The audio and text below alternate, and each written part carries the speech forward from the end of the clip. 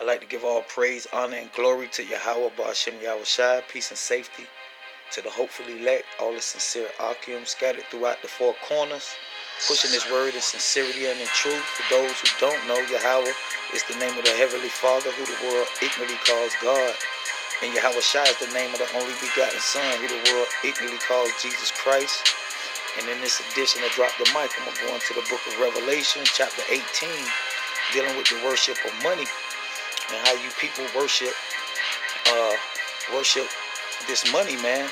All right, and how this beast cause you people to receive that mark in your right hand or in your forehead, dealing with the worship of money. We know that's an idolatrous image. When you look up the definition in the Strong's, one of the definitions is that it's a idolatrous image, and the love of money is basically idolatry, man. All right, that's the worshiping of an idol, and that's basically what it refers to in the book of Revelation 16 when it talks about the mark of the beast. Salakia, Revelation 13 when it refers to the mark of the beast. All right, and I'm gonna show you that in this lesson. So the first precept I want to get here in the book of Revelation 18 and 16, it says, and saying, at last, that great city. Now we know that great city is referring to Babylon. When you read up in the chapter, when you read the context, this chapter is referring to Babylon the Great. All right, and it's going into when Babylon, who is the nation of Edom, all right, it's referring to a people and not a place. When Babylon fall, all right, that his whole financial system is going to fall with him. So it says that was clothed in fine linen and purple and scarlet, decked with gold and precious stones and pearls. For in 1 hour so great riches is come to naught. And that's what I want to deal with in this edition, the great riches. All right. So when Babylon the Great fall, all right, his riches is going to fall with him. And all you people, all right, that worship that dollar, those green gods, all right, that have been caused to receive that mark in your right hand and your forehead, referring to the money, all right, that's idolatry, all right. So that's the proof that you people really don't want Babylon to fall, Babylon the Great to fall, because if Babylon fall, you're gonna fall with him, all right. Dealing with that worship, that idol that you worship, which is money. So it says, for in 1 hour so great riches is come to naught, and every shipmaster and all the company and ships and sellers and as many as trade by sea stood afar off. Now, I want to get another precept. I'll stay in the book of Revelations.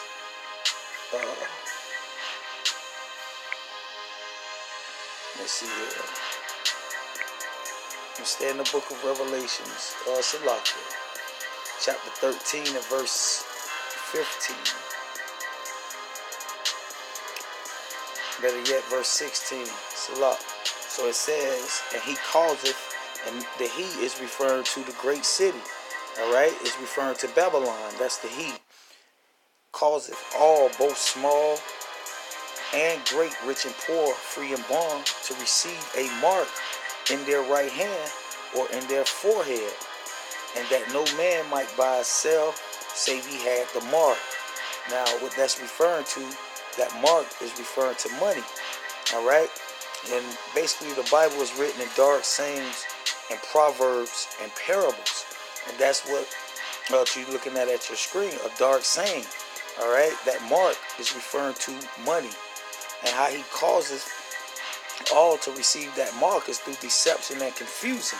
All right, remember, he's referred to as Babylon the Great, which the word Babylon means confusion. All right, and through his deception and witchcraft and sorcery, he causes the whole world to worship that idol, which is money. All right, so let's get another precept and prove that point further. Stay in the book of Revelations, chapter 9 and verse 20. And it reads, and the rest of the men which were not killed by these plagues yet repented not of the works of their hands. And that's what it's referring to in the verse that I just read. All right, when he causes all to receive a mark in their right hand, it's referring to the works of your hands, not a RFID microchip literally inserted in your flesh. So reading on, it says that they should not worship, all right, that they should not worship devils and idols. And when you look up that word mark, all right, it goes back to one of the definitions that describes that word mark is idolatrous image. All right, so it says that they should not worship devils and idols of gold and silver and brass and stone and of wood. And we know that paper money, all right, is made out of wood that come from trees, all right, and that's what you people worship, man, all right. You people love money. The love of money is idol worship, man, all right, and I'm gonna prove it. It says that should not worship devils, idols of gold and silver and brass and stone and of wood.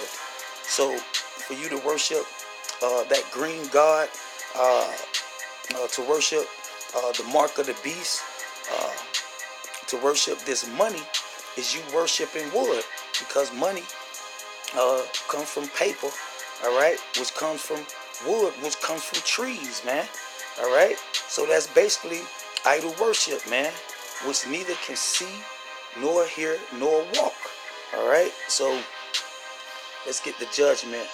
Stay in the book of Revelations, chapter 19 and verse 20.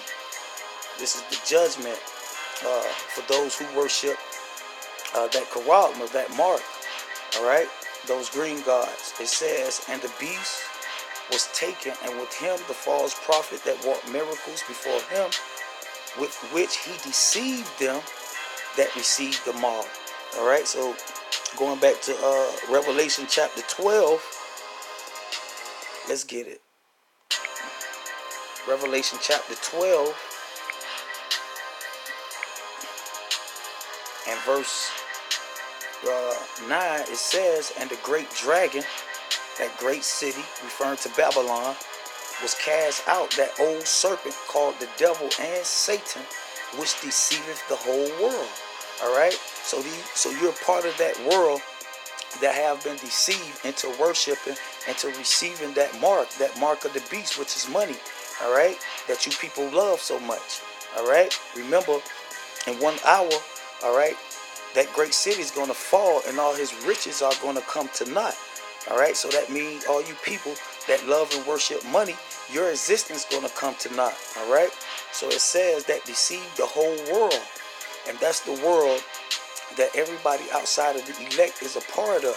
You're not a part of that world that spoke of in John 3:16 when it refers to the world that the Lord loved, all right, who he sent his only begotten son to give that eternal life to. That's the elect, all right. This is the world that the majority of you people on this earth today, all right, is part of. That world that have been deceived into receiving that mark, into love and worshiping this money, man. So it says, which deceiveth the whole world, he was cast out into the earth, and his angels was cast out with him. So you're going to be cast out, all right, with this with Babylon, all right, with this dragon, all right, with this devil, all right, when his riches, when Babylon fall and his riches come to naught, because you nigga love and worship money, man. All right, so let's see. Now let's go back to the book of Revelation, chapter 18.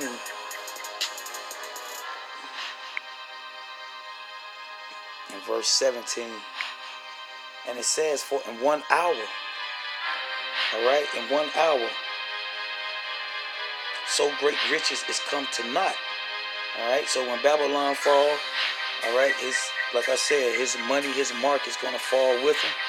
All right, and he's going to be cast down, and his angel's going to be cast down with him. All right, and that's referred to all you people that have been deceived into receiving that mark, man. All right, now I want to go back to Revelation 19 and 20, and we're going to read the judgment, man. All right, so it says, and the beast was taken, and with him the false prophet that wrought miracles before him, which with he deceived them that received the mark, referring to that world in Revelation 12 and 9. All right, you're being deceived into worshiping, into the love and worship of money, and them that worship his image. These both were cast alive into the lake of fire burning with brimstone. So that's the judgment, that you're going to be part of that body of people, that world of people that's going to be judged, man. All right. So now let's get a couple more precepts and prove that point even further. So let's go to 1 Timothy chapter 6 and verse 17. And it reads, charge them that are rich in this world, that they be not high-minded. And as soon as a Negro gets some money, he's very high-minded. All right? Very proud. Let's look up this high-minded. It says to be high-minded, proud. All right? So as soon as a Negro gets some money, all right, this is basically how a nigga act, proud. All right? Arrogant. To be high-minded, lofty in mind.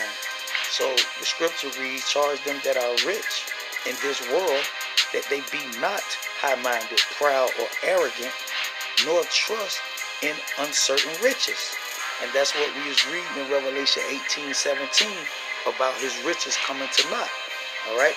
Because when Babylon fall, all right, his money, his riches, his whole financial system is going to fall with him. So that's uncertain riches.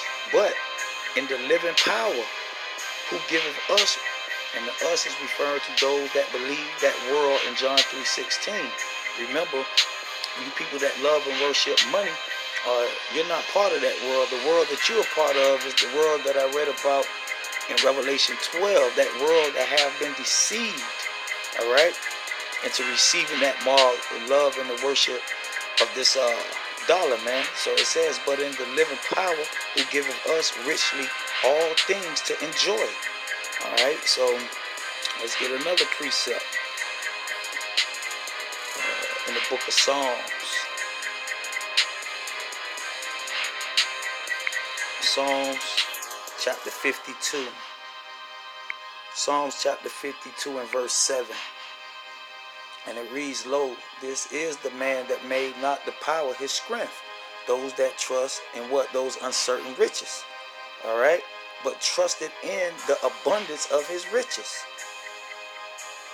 But trusted in the abundance of his riches and strengthened himself in wickedness. All right? Remember, the root of all evil, the love of this money, man, of this mark, of this dollar, is the root to all evil. All right, and that's why here in Psalms 52 it says,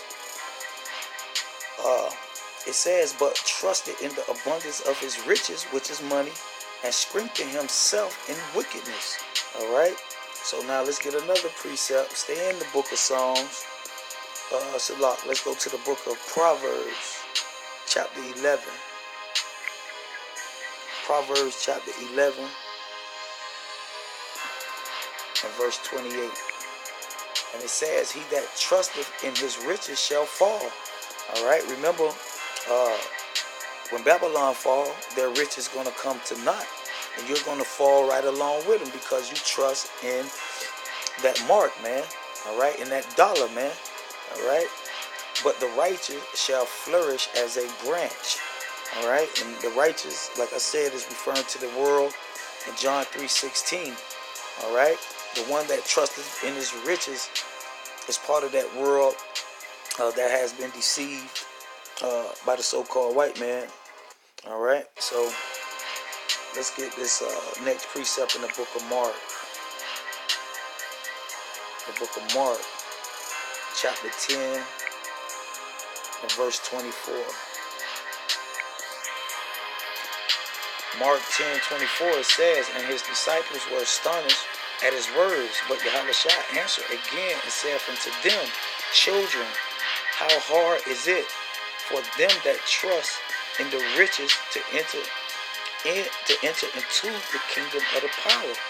All right, so that's contrary to the word of the Lord to basically to chase money, man. All right, to love money, to worship money, and you have these bugged out Christians that believe in this prosperity doctrine. All right, the Lord is not dealing with that madness, man. All right, the Lord is not dealing with those who trust in the riches, those who have been deceived into receiving the mark in their right hand. All right, that worship those idols. All right, and reading on, it says, it is easier for a camel to go through the eye of a needle than a rich man to enter into the kingdom of the power. All right, but we're taught in this world, all right, through deception, witchcraft, and sorcery of the so-called white man, all right, and his children, all right, that fulfill the lust of the so-called white man, referring to you Negroes that love and worship this money, man, that worship the dollar, man. All right, so let's get another precept. Go back to the book of Proverbs. Book of Proverbs, chapter 30. Proverbs chapter 30 and verse 8. And it reads, remove far from me vanity and lies. And that's what the love and worship of money is, vanity and lies, man. Remember, he deceived the whole world, that devil, man, that great dragon, referring to Babylon, all right, which means confusion, man, all right. So it says, remove far from me vanity and lies. Give me neither poverty nor riches. Give me neither poverty nor riches. Feed me with the food convenient for me. All right. So this is the spirit you're supposed to be in, man. Not in the spirit of trying to be rich. All right. Remember, when Babylon fall, his riches gonna fall with him, and that's the proof, man. That's the proof that you people, all right, you Negroes, all right, especially here in America, don't want this devil to fall, man. All right, that's the proof, man, because your whole existence depends on this devil, all right, and his dollar, man. All right, that's the idol that you people love and worship, man. All right, so it says, lest I be full and deny thee, and that's what you have going on. These people basically, to love money is to deny the Lord, man. All right, the love of money is the root of all evil.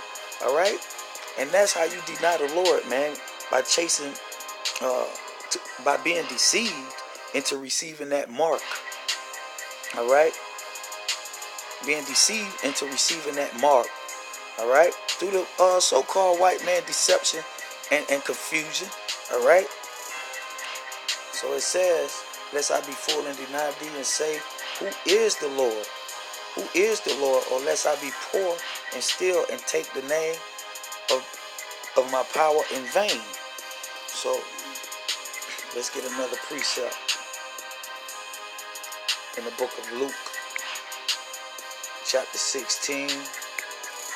Luke 16 and verse 13. It says, no servant can serve two masters, for either he will hate the one and love the other. And that's basically what you have going on, man. Like I said, to love money is to hate the Lord, man. To love and worship that idol, all right, is to hate the Lord, man. All right, and you people have been deceived, man. All right, you have been deceived, man, into receiving that mark, man, into worshiping idols, man. All right, remember, you say idols of gold, silver, brass, and of wood. And we know paper, money comes from wood that comes from trees, man. All right, so basically you people are worshiping the idol, man, and that idol is the money. All right, so it says, no servant can serve two masters, for either he will hate the one and love the other, or else he will hold to one and despise the other. And that's why these people despise the word of the Lord, man. All right, because of the love and worship of this money, man. All right.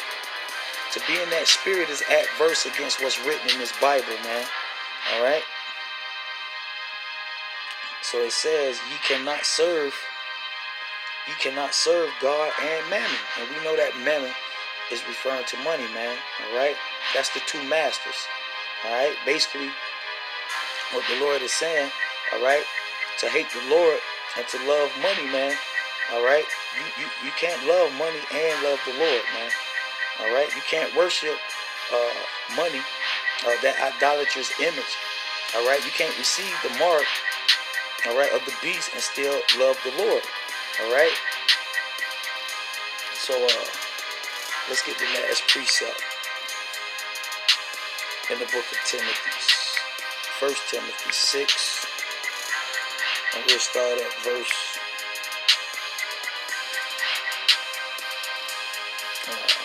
We'll start at verse 6, and it says, "But godliness with content and great gain." All right, so that's not how people live. All right, today, great gain is them basically being rich, man, in this world, man, having lots and lots of money. All right. So it says, "For we brought nothing into this world, and it is certain we can carry nothing out, and having food and raiment, let us be therewith content." All right, but people have been deceived into receiving that mark, man, into loving and worshiping this dollar. All right, so they're not content, man. That's not the attitude of people in today's time, man. All right, and that's why he causeth all, both small and great, rich and poor, free and bond, all right, to worship that idol, man. All right, so it says, "But they that will be rich," all right, but they that will be rich, referring to all you people that's chasing money, man. All right, fall into temptation and a snare, and into many foolish and hurtful lusts, which drown men in destruction and perdition. For the love of money is the root of all evil. And that goes back to what we read in Luke 16:13. You can't serve two masters. All right, you're going to hate one and love the other. And for you people that love and worship this mark of the beast, all right, that's the proof that you really hate the Lord, and you don't want to see Babylon fall. Because if Babylon fall, his rich is going to fall.